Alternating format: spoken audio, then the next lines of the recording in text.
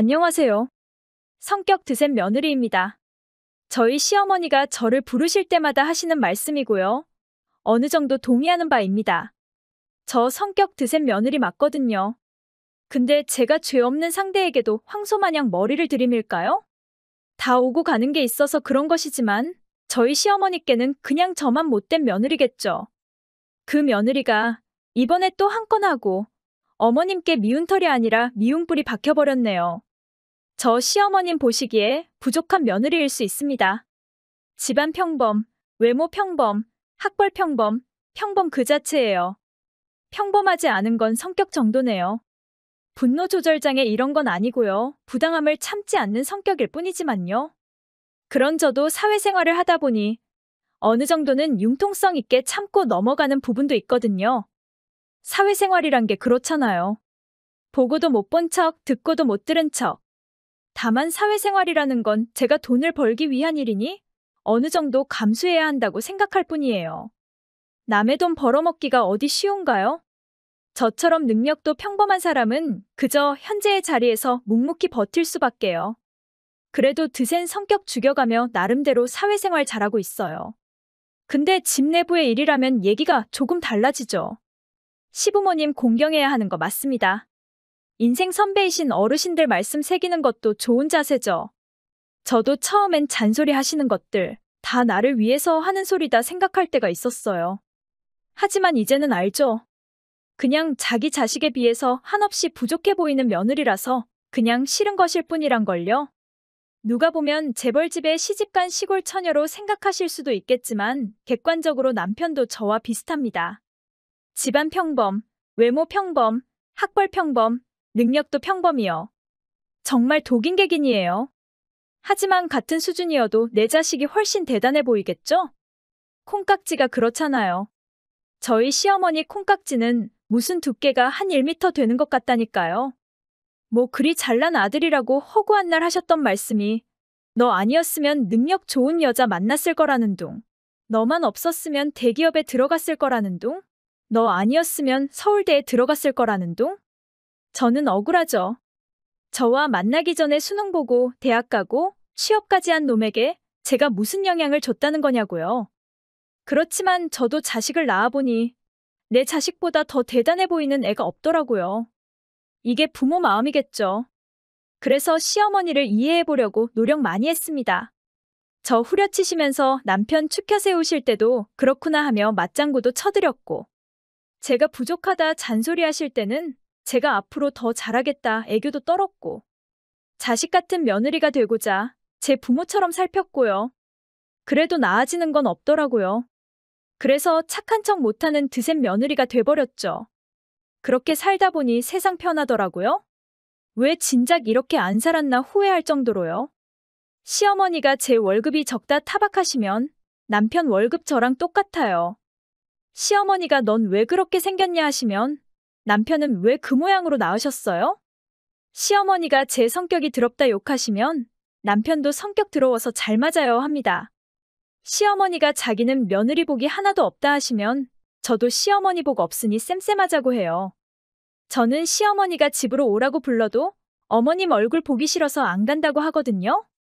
가봤자 집안일밖에 안 시켜요. 저를 공짜 가정부로밖에 생각 안 하시거든요. 그러다 보니 저는 시어머니 점점 멀리하고 남편도 옆에서 지켜보니 어머님이 하시는 말들 다 듣잖아요. 저희 어머님이 제가 얘기한 것보다 말을 더 악랄하게 하시거든요. 저 엄청 순화해서 쓴 거예요.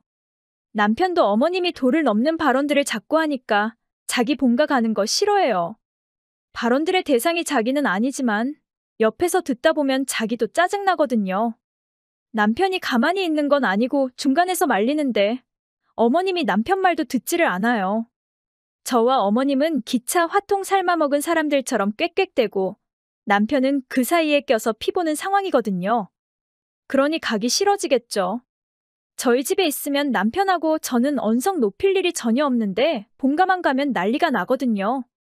원인이 뭐겠어요? 말 안 해도 아시겠죠? 저와 시어머니의 사이는 이 정도로 말씀드릴 수 있겠네요. 제가 이번에 어머님께 미운 털 수준이 아니라 미운 뿔이 박혔다고 했죠? 제가 이번에 신우 소개팅을 주선했거든요. 제가 중매쟁이도 아니고 소개팅 자리를 만들어줄 일이 몇 번이나 있었겠어요. 저는 일단 어느 한쪽에서 대놓고 요구하기 전까진 이런 자리를 만들지를 않아요. 그 말인즉 이번 소개팅도 누군가의 요구가 먼저 있었다는 소리예요. 누구냐면 어머님의 첫째 딸이요. 남편의 누나이자 제 시누이신 형님입니다. 저희 형님이 미혼이시거든요.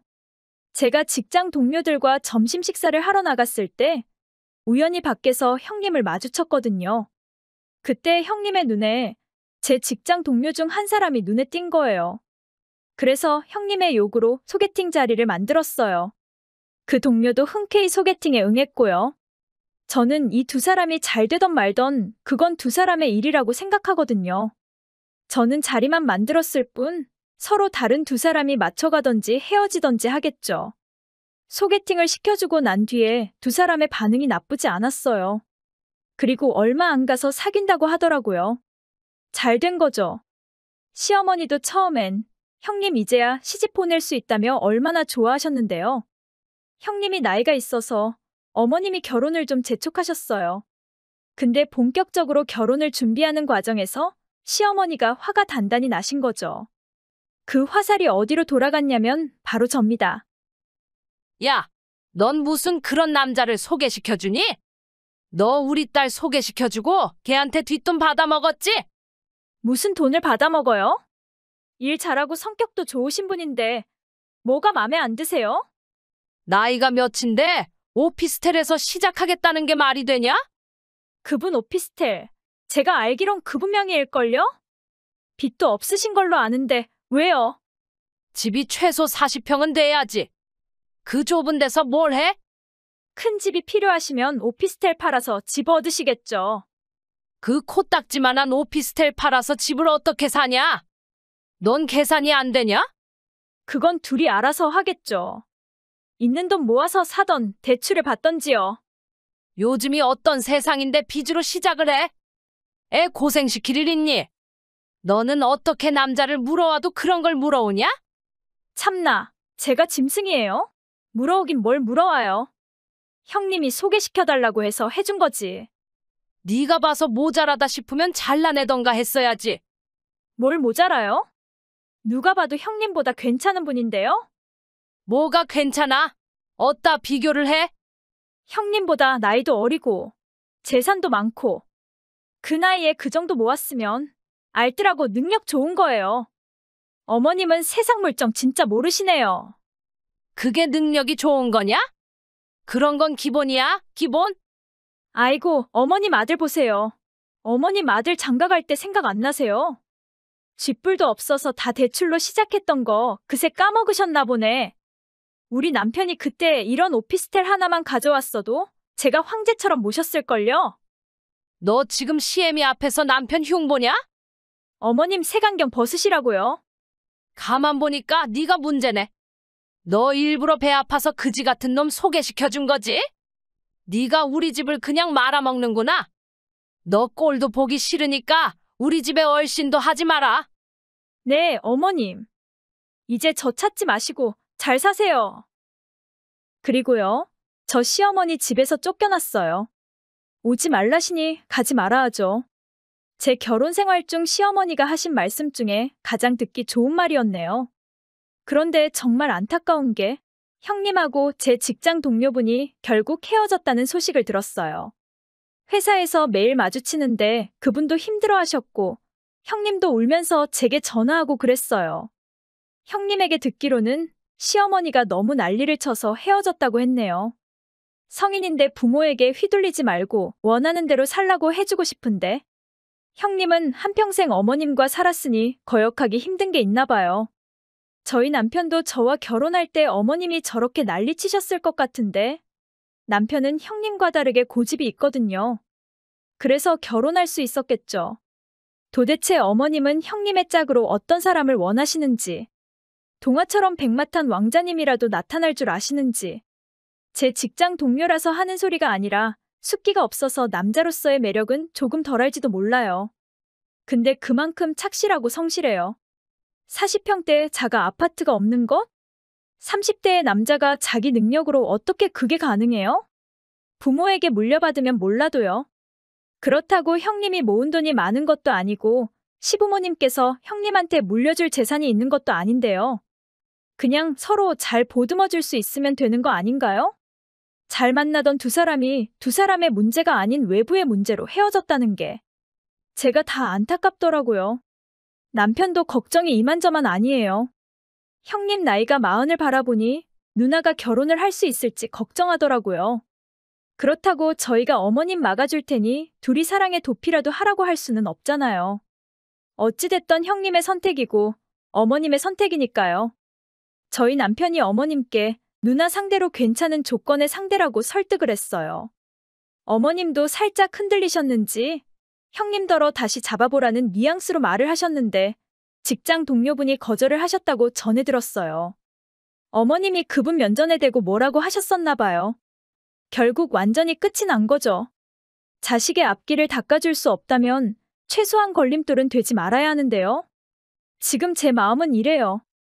형님은 안쓰럽지만 어머님의 얼굴을 보지 않아도 된다는 건 너무 행복해요. 어머님과 연을 끊을 건 아니지만 시댁을 안 갈 이유를 하나 만들어주신 셈이니까요. 앞으로 다가올 추석에나 한번 가면 되지 않을까요? 그전까지는 그냥 모른 척하고 있으려고요. 여차하면 어머님이 오지 말랬잖아요. 해버리죠 뭐. 드센 며느리, 못된 며느리라고 욕하시겠지만 까짓 거 하면 되죠. 요즘이 어떤 시댄데 며느리를 구박해요. 요즘도 저런 시어머니가 있냐 하시겠지만 저희 집엔 계시네요. 다만 저는 옛날 같은 고분고분한 며느리는 아니지만요. 제가 이 집안에서 살아남으려면 어쩔 수가 없어요. 결혼이란 게 뭔지 참 알다가도 모르겠는 밤이네요.